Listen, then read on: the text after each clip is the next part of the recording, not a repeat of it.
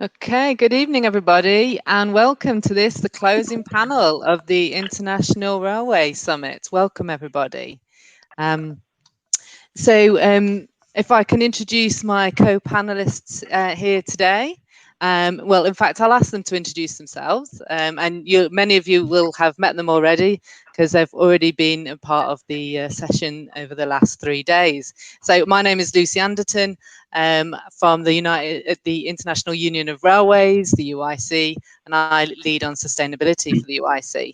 And my co-chair today is Mark Gigon. If you'd like to introduce yourself, Mark. Yes. Mark, I'm the passenger director of UIC and also coordinator of the region Latin America and also for the COVID-19 task force.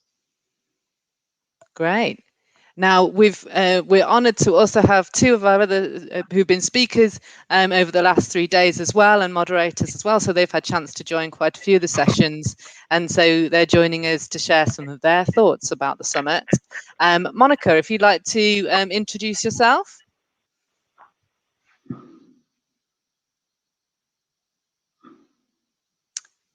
Well, we'll come to Monica in a minute. Kurt, if you're able to introduce yourself. Yeah, hello. My name is Kurt. I'm the director of the long distance services and high-speed services and night train services at ÖBB, Austrian Federal Railways. Yeah, and I attended several of the seminars the last 2 days and was very impressive to hear the things. And I'm happy then to conclude my own thoughts when time to do so. Great. Thank you, and welcome, Kurt. Monica, are you able to speak now? Or have we lost Yes, you? I am. So I can't connect visually. It doesn't work for whatever reason. Okay. If you'd like to introduce yourself. Yeah, I'm Monica Heiming from Executive Director of EIM, the European Rail Infrastructure Managers. So I'm representing EIM since 10 years vis-à-vis the EU institutions. And we are, of course, following all the events and covering the entire value chain of rail infrastructure management, ranging from finance over operations, partly to legal affairs, partly standardization coming from the EU, but also innovation and finance. Great, welcome. Thank you, Monica. Yeah, you're welcome.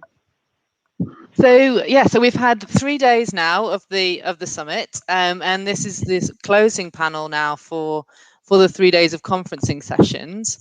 And the conference has looked at 3 main themes across each of the sessions, and those are of COVID recovery, so looking at how we can build back the confidence in our passenger and freight and look forward into the future in a positive recovery from the pandemic. We've had sustainable mobility, so several sessions looking at sustainable finance, looking at how we can attract both freight and passenger through the power of sustainability. And then also we've been looking at digital innovation as well and how that can make a transformative change across rail industry.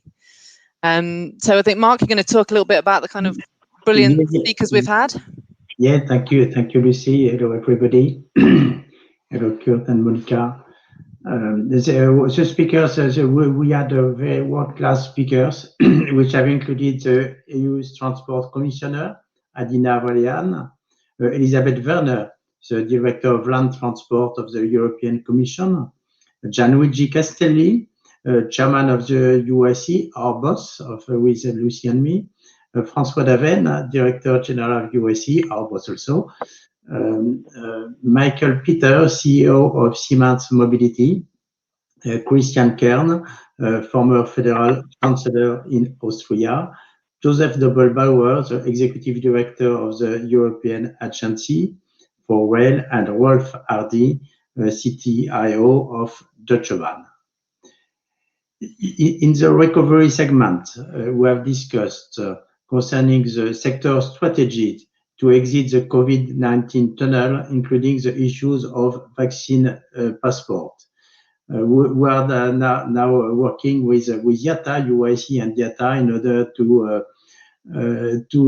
to work on how we can have vaccine passports in the transport station, which can be compliant between air and rail industry. Second theme is how we might predict passenger numbers and behavior. So we are not futurists, but we have the passenger data, and there were very exciting presentations in this panel from Europe and Middle East, also with Saudi Arabia and Emirates. And I was very impressed on the vision of the participants for the recovery, the acceleration of existing trends, and also the new normal, which is a situation after the pandemic, taking into account the modification of mobility concerning home working, for example, or remote meetings, but also delocalization of housing, maybe desurbanization. So there are a lot of social topics which are here.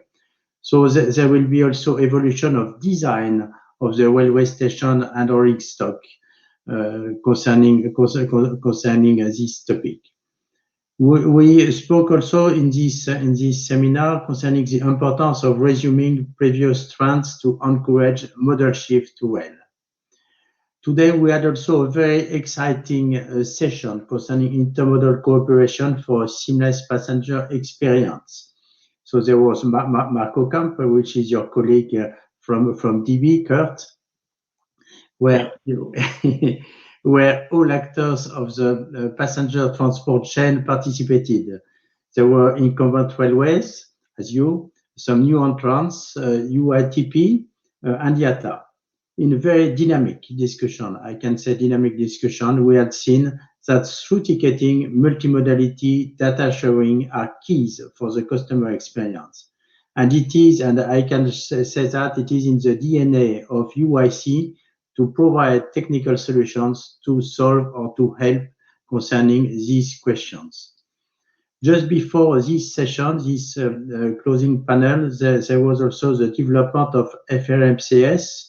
As you know, it is a future railway mobile communication system, which is designed by UIC, which is the successor of GSMR, also with new functionalities and new technologies, and also an answer of rail traffic safety. Lucy, you have the floor. Okay, yeah. That sounds really interesting. I was able to join all of the sustainable mobility sessions that we had. And actually, it was really exciting to actually have sustainability so front and foremost in this conference this time as a key theme. And we had, of course, the keynote speeches on the decarbonisation of the rail industry.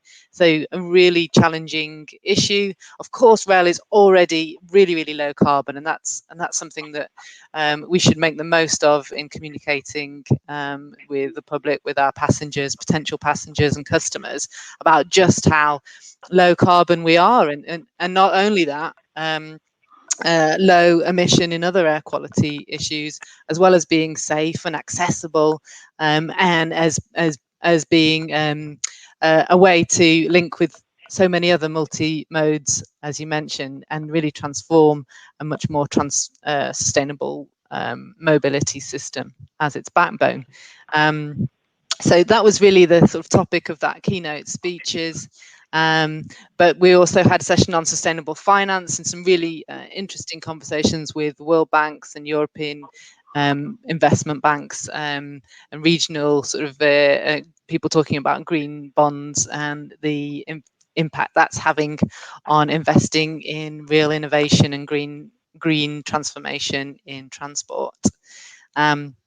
We also had a really great session on sustainable spaces and stations. So I think stations are often perhaps forgotten part of our system sometimes, especially when we think about sustainability. We might think about hydrogen trains or electrification, but actually stations are the shop window, and that was the main of the debate about how we can really make stations be that shop window, so that when our passengers are using them, they really know and can feel and can see that they're making a sustainable travel choice and investing in a really high quality spaces within them and involving communities and really working with local authorities in the cities and the communities that they serve, you can make really fantastic spaces and placemaking that can really advertise the railway overall, and really help passengers make more sustainable travel choices. And so, yeah, today we had a focus on both freight and both passengers. So this morning and just this afternoon, we've had debates on how we really lever the sustainability to help attract more passengers and more freight customers. So really interesting debate. And there's also been conversations about the fourth railway package and how rail can thrive beyond that and as part of competition across the industry. So innovation's been a real focus, of course, and the importance actually of collaboration in that, and cooperation across different modes. You spoke, Mark, about the sort of intermodal ticketing and data sharing. I think that seems to be one of the key areas of innovation, is actually digitalization and in data. Because of course data is the new gold or the new oil or whatever. And we've heard loads about the innovation in our rolling stock, in terms of improving train maintenance, reducing noise and vibration, and also, of course, development of battery and hydrogen operated rolling stock. So yeah, what a broad range of topics we've been debating. Mark, I think there's also been some discussions around some of the major projects that are going on as well. Yes, there was the delegates who also attended some major project updates. Yes, as you said, regarding high-speed rail in the Czech Republic, the ABCD project, which is the link between the north and south of Eastern Europe, and I like very much this kind of project for development of rail in Eastern Europe in order to have a sort of equilibrium from the west and east of Europe. It is also one of my major impulse on that, and also a video from TMH International. Overall, there was an agreement among the speakers on greater collaboration, digitalization, the need for further investment in infrastructure, and the importance of sustainable travel. And we will speak maybe with Monica also concerning infrastructure investment. Throughout the 3 days, we encourage rail operators, infrastructure managers to think beyond rail, challenge preconceptions, and be customer-oriented. COVID-19 crisis provides a good opportunity to reset and reimagine the rail, as in the summit theme. And the political and popular support in sustainability gives rail a big advantage. Is for you, Lucy, but rail may not be complacent. Absolutely. Okay, well, should we invite our colleagues, Kurt and Monica, then, just to sort of share some of their their impressions of the sessions they've been able to join and some of the sort of main takeaways. Monica, if you can still hear us okay, if you'd like to sort of share your impressions of the conference and your main takeaways. Ladies first. Yeah, thank you very much, Lucy. The conference was quite large, so covering quite a lot of things, and there is a lot of reforms going through in the markets.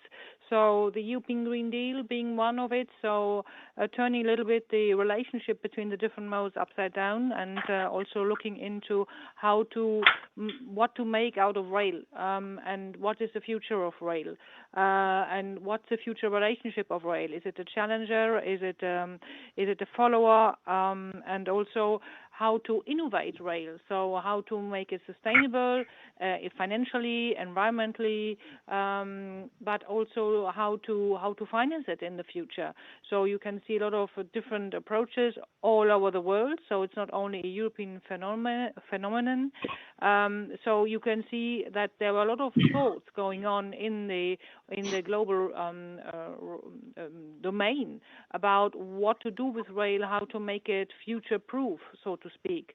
And the exchange on green finance, for example, was quite useful. So what kind of data and how to digitalize, and what is there a golden route? There's none, of course. So everybody is trying to putting rail on another level, make it interconnected, and it is a very much a journey into the unknown. Although there is no way out, this is a way of the future. We see it in other modes of transport, and it also looks into and you digitalize. You also see that there are a lot of interfaces being addressed, and the way rail also interacts with other modes of transport, and how to actually give it a new narrative. What I haven't heard, but I couldn't listen to all the panels, is the approach of rail to the Hyperloop. This is a new form of transport. It's a bit aviation underground or on the ground. And I've recently seen that there's been some money spent into research to check whether there are any spillovers from the Hyperloop to rail or from rail to Hyperloop. I'm rather interested in these results because it's more or less a bespoke system, but it also shows that there's a lot of demand for quick, interconnected, seamless travel, and I think that rail can have a great future. The problem is a bit it requires a lot of money. But Hyperloop also requires a lot of money, and the revival of the transport system also requires a lot of money. So it's all about ambitions, being coherent in the ambitions, looking at the glass half full, not half empty, and also to have a wider, approach into finding best practice, learning from other sectors, for example, automotive, aviation, but also Hyperloop. And so to actually claim, for rail it's important to claim its position as one of the leading transport modes of the future. And that is something during the conference, there's some panels I listened to. There's a lot of thought going into different elements, but I think rail should be much more assertive in saying, okay, here I am, these are the opportunities which I offer, and these are the chances to seize actually in investing in my system. That's a bit my takeaway. Thank you very much, Monica, for this for this impression. So it's very important what you said at the end. Maybe the Hyperloop is like the high-speed trains in the 60s, which didn't exist. So we can jump now with Kurt concerning his impressions in this forum, in this conference, and in ÖBB, you are also developing a lot of the night trains. So maybe also night trains could be one of the solutions of the new normal after the pandemic. It could be a chance of night trains for that. Maybe you can discuss concerning that also, Kurt. You have the floor. Yes, thank you very much. First of all, I really have to say thank you for this great event in the last few days. Yeah, I will now take the position of the rail operator.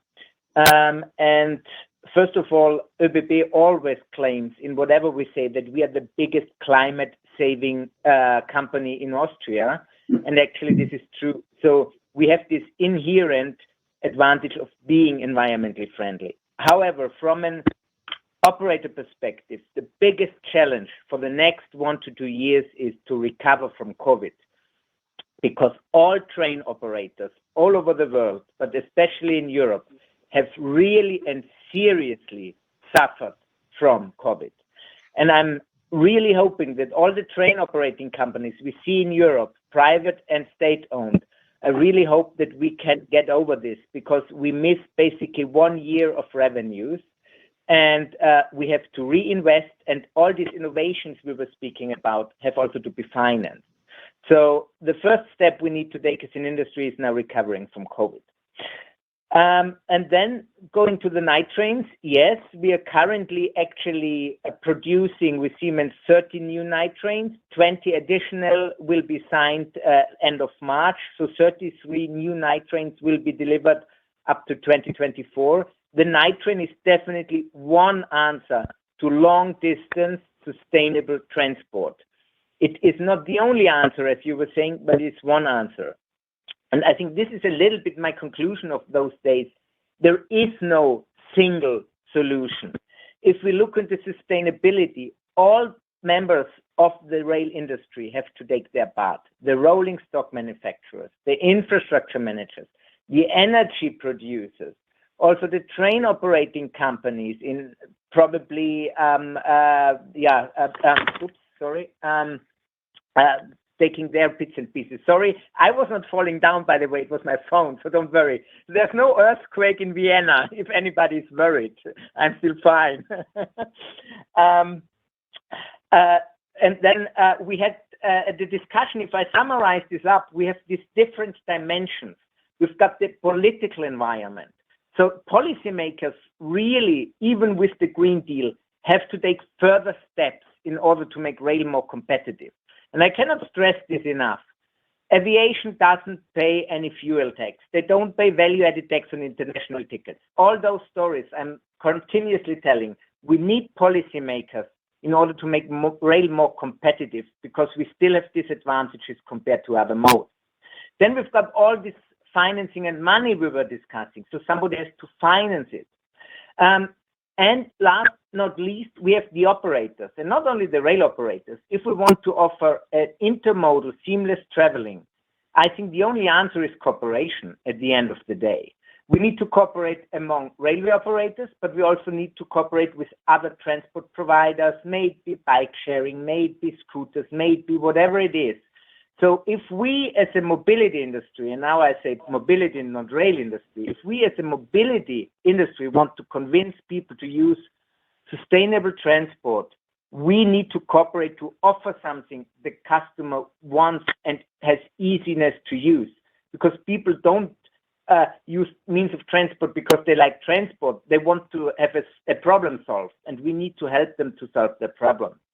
So this is the industry approach I was really taking with me when we were speaking about intermodal transport. It's cooperation.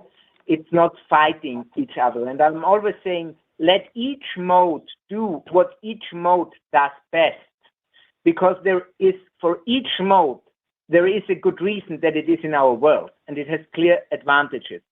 And let each mode do what each mode does best. I think this is also a lesson at the end of the day of this great event. Yeah, and that's my summary of those days. Let me say once again, thank you very much. It was really, really interesting, very inspiring, and a perfect event. Thanks.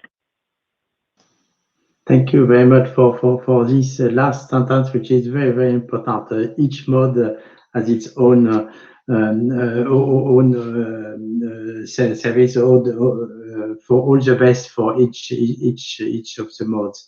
And it is why the intermobility and multimodality is very important in our world now. Yes, I would let maybe Lucy conclude. Well, I think that concludes us for the day, I guess, isn't it? That, as you say, that multimodality and rail as the backbone of that sustainable mobility system. And so we're going to now hand over to Jules to close the conference sessions. Okay, so thank you, Kurt. Thank you, Monica. Thank you. Lucy.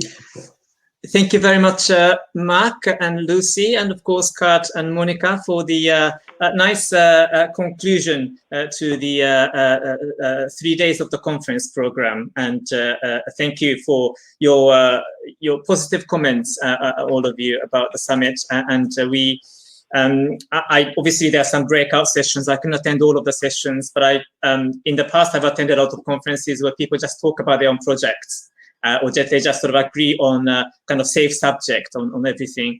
And it's good to see during the last 3 days we had some robust discussions on some controversial topics.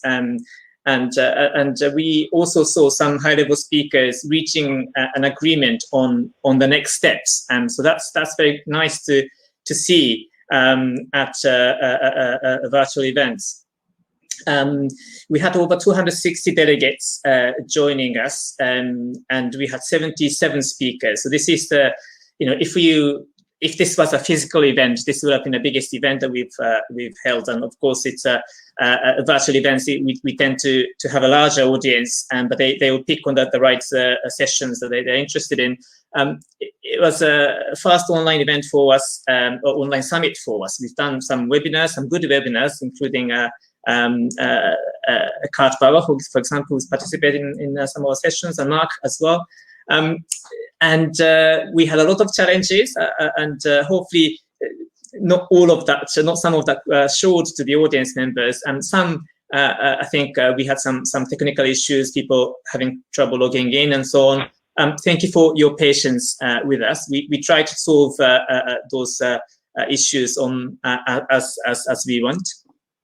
We had some great lineup speakers, and it's a testament to UIC's support that we've enjoyed for the last 6 years. And we've had, like Mark mentioned earlier, a great number of very high-level speakers, including those of you on this panel. But many high-level speakers which wouldn't have been possible had it been a physical event. And so, I guess we made most out of the kind of virtual format. Thank you to sponsors, Instrumental, Unipart, part of Unipart rail company, who is a platinum sponsor, and also the gold sponsor, Holomatro.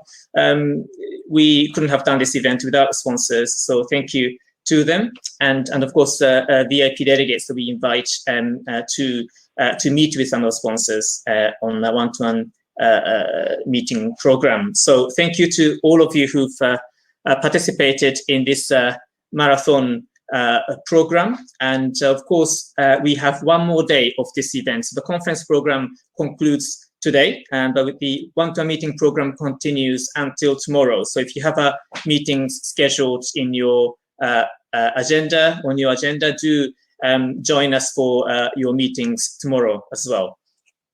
And finally, I'd like to thank my colleagues, my team, if I may. It was a marathon 3 days for the audience, but it was a marathon year for the team. And we started preparing